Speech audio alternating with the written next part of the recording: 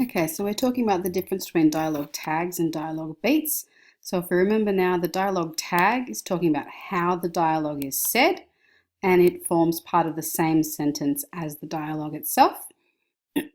Beats, on the other hand, are action, not how the dialogue is said. So they're separate to the dialogue. They have their own sentence. And we can see we changed this here to be the boy rather than John to make it clearer that this beginning of the beat here gets a capital letter because it's the beginning of a new sentence. It's a beat, it's not a tag, so it's not part of this dialogue here, so it gets its own sentence. So even if we decided that he wasn't quite so enthusiastic and we just wanted to have a full stop there, we would not have a comma. That would be incorrect because that comma would be implying that this is a tag. Okay, and it's not a tag. This has got nothing to do with how this was said. This is a separate action, so we can't have a comma there. We're going to have a full stop there. The same thing happens when you've got the beat preceding the dialogue. So you write your beat, you have a full stop at the end because it's a full sentence by itself. And then you have your dialogue enclosed in its quotation marks with its own punctuation at the end there as well. Two separate sentences. Now, excuse me, where things can get a little bit tricky is where you combine a beat with a tag. So, for example, we could have Rebecca ran into the room and shouted, "Quick, get out now," for whatever reason. And let's reverse that as well, just so we've got both options there to look at. Quick, get out now, shouted Rebecca as she ran into the room. Now you can see obviously that our wording is not exactly the same. Up here we've used an and down here we have to use an as to make it make sense. You can see also that we are combining a beat and a tag. So ran into the room is an action. That's a beat. So let's make that purple. Okay, where's the purple? Come on, purple. There we go. Ran into the room and she ran into the room. Also a beat. That's an action that she's performing. It's got nothing to do with how she's actually saying the dialogue. It's what she's doing. So it's an action. It's a beat. Shouted, on the other hand, is telling us how she's saying that dialogue. So that there is the tag. In both of them, shouted is the tag. Now, because they run together and they're the same sentence, the tag takes priority over the beat. So it includes a tag. That makes the whole bit a tag, which means that we want to use a comma here rather than a full stop.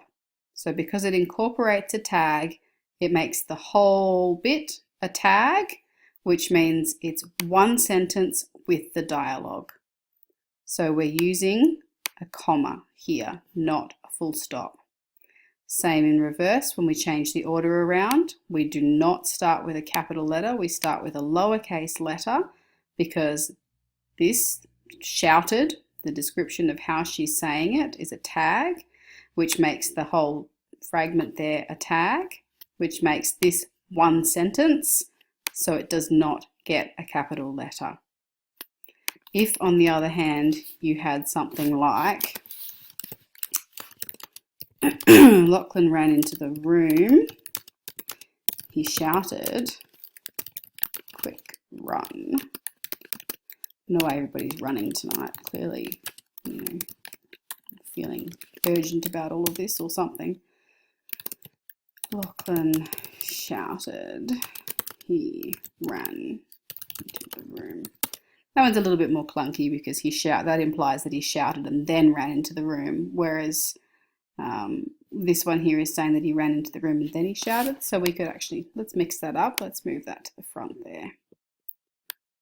Ran into the room, put his name up the front because it's always good practice to have your character's name first in the paragraph and then use your pronouns after that.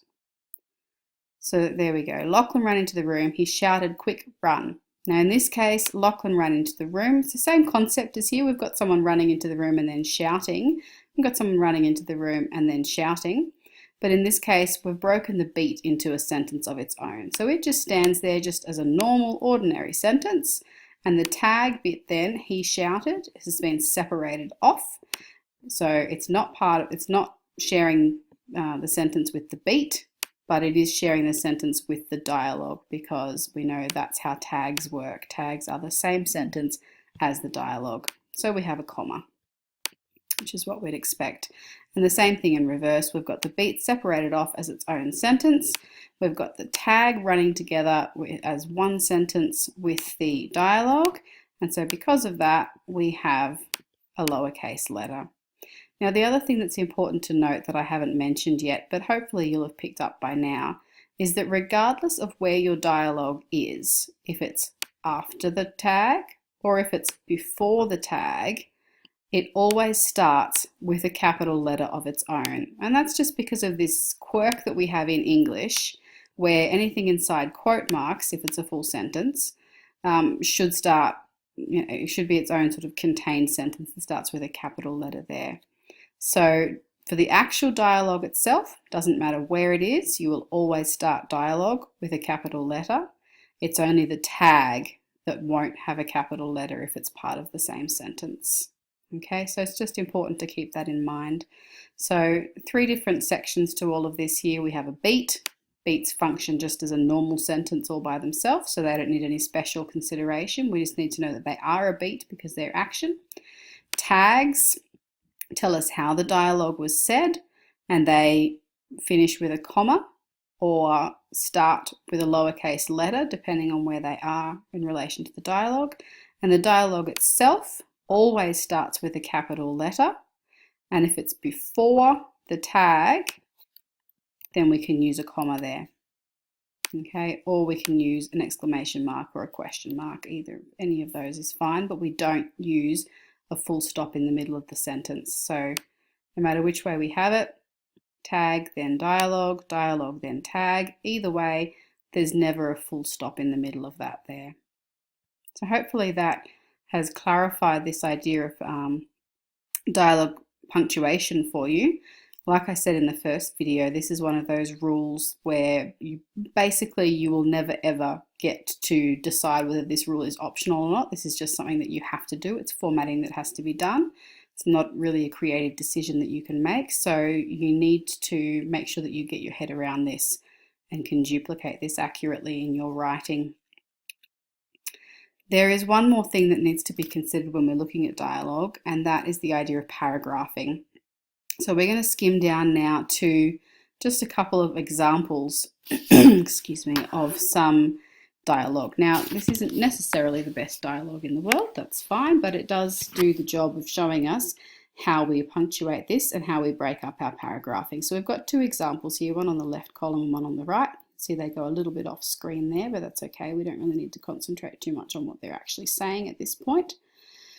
We just need to have some practice identifying some beats and tags first. So what I'd like you to do, please, is to pause the video here. I'm going to try and get as much of this on screen as I can. And what I'd like you to do is to just go through and identify which parts of this text are beats and which parts of this text are tags, and of course which parts are dialogue, but hopefully the dialogue would be pretty easy to identify because it'll just be all there in the quote marks for you. Okay, that's basically all of it there. You're just missing one last line off this here, but that's okay, that's not terribly important. Can I make it? Oh, there we go, look at that, you can fit it all in.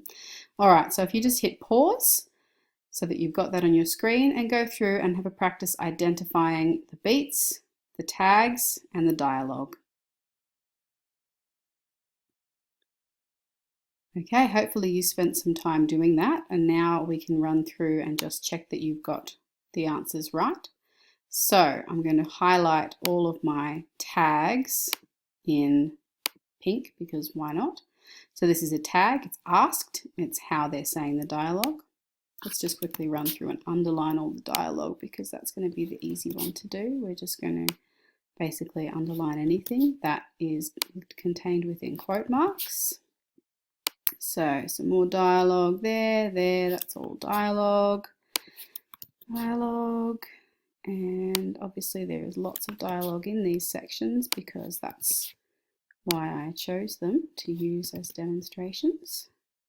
Wouldn't be much point choosing a passage that didn't have dialogue in it. And dialogue and dialogue. I'm just going to do this one for now. So that's all our dialogue underlined. So tags. Okay, now this is one of these complex ones where it's a beat and a tag running together. Answering is your tag because it's saying how the character is saying this, he's answering. So that takes priority over all of the actions that are in there and turns that whole bit there into a tag in terms of punctuation. She laughed. Now, as we established in the first video, you can't laugh dialogue. So that one is going to be a beat, which we can make yellow. This one here, with a sigh, she looked around at the idyllic little jungle glen that Dominic had made his home. That's not saying how she's saying anything, it's her actions, so it's another beat. Cocking his head to the side is a beat. Taking a deep breath and smelling things, also a beat. This here, hopefully you will have actually noted this, is actually a grammatical error. That should be a full stop because Dominic pointed to something behind her is not a tag, it is a beat. You can't point dialogue. So another beat and another beat. And then down the end, one last beat. So as you can see, this is primarily beats, not many tags. And if you were to go through and do the other one, you'd find the same thing. So this relates back to what we were saying earlier in the first video about this idea of overusing tags and that you don't want to do that.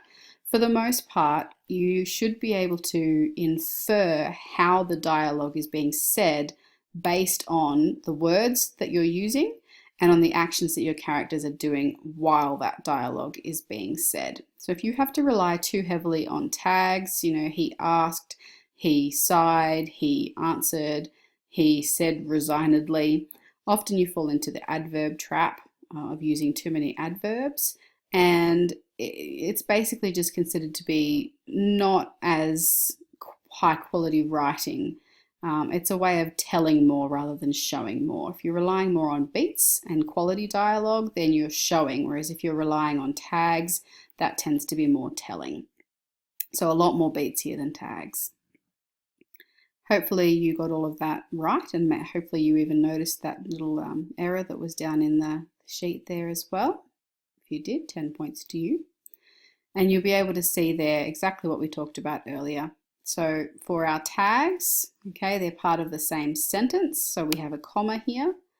The dialogue still starts with a capital letter. And when it's the tag second, in this case, we do have a capital letter here, but only because it's her actual name. If it was substituted out for something like the woman, then there would be no capital letter here because it's a tag, it's part of the same sentence. Whereas all of these beats are their own sentences. Now, the other thing to notice here is actually what's going on in terms of paragraphing. Now, what I'm going to do is I'm just going to take away all of that highlighting that we've just done, so we've got a bit of a clean slate to work with there. And I'll leave the underlining there, because that might be able to be helpful in a minute. I'll just get rid of this one. So what we want to look at now is this idea of paragraphing. You can see here that unlike an essay, which has long, meaty paragraphs, and where we actually encourage you to write paragraphs that can sometimes even be up to a page long when you're handwriting them in an in-class essay, when we're writing fiction, paragraphs are often very short. And that's usually because dialogue is involved. And the general rule here is that every time you change speakers, you need to start a new paragraph. Now, some people get confused and think that every time you have dialogue, you need to start a new paragraph, but that's not actually the case. It's not when you start dialogue, it's when you change to a new character. So we can see here, we have two characters, Jeannie and Dominique. Jeannie we shall put into this bluey tealy colour. Okay, so let's go through and identify all of her dialogue and actions. She's speaking here, and then we have his, so this is Dominic in this paragraph here. Then we can see we switch back to Jeannie here, and this whole paragraph here actually belongs to her. We have dialogue, we have a beat, we have dialogue, we have another beat, and then we have more dialogue, but we don't need to break that up into multiple paragraphs because they all belong to her.